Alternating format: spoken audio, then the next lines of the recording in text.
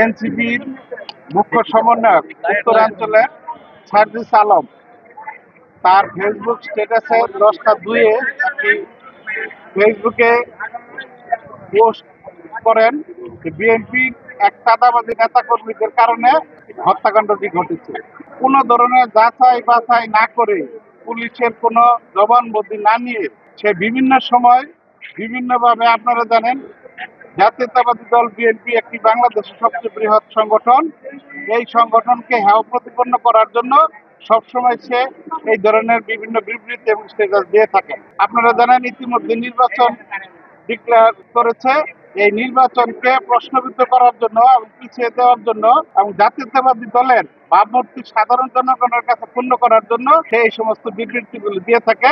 এর জন্য আমাদের সকল আইনজীবীদের নিয়ে, গাজীপুর কোর্টের যত আইনজীবী আছে সকলকে আমরা সাথে নিয়ে বিএনপির জাতীয়তাবাদী দলের আমরা সার্জিস আলমের বিরুদ্ধে মামলা রুজু করে গেলাম। ফেসবুকে সার্জিস আলম একাই স্ট্যাটাস দিয়েছেন। আমরা সার্জিস আলমকে একজনকেই এই মোকদ্দমায় আসামি করেছি। এই যে ফরেনসিক রিপোর্টে ওনার ফেসবুক স্ট্যাটাস ফেসবুকে দিয়েছেন, এটা জাস্টিফাই করা ফরেনসিক রিপোর্ট দরকার আছে এইসব কারণে। এবং এই সংশ্লিষ্টতে যে আরো 2টা মামলা হয়েছে, একটা সাংবাদিক আনোয়ারকে আহত করা আর একটা তুহিন হত্যা, এই মামলার বিষয়গুলো পর্যালোচনার প্রয়োজন। এই কারণে মামলাটা সিআইডিকে তদন্তের নির্দেশ দিয়েছে। আমরা কি চেয়েছেন?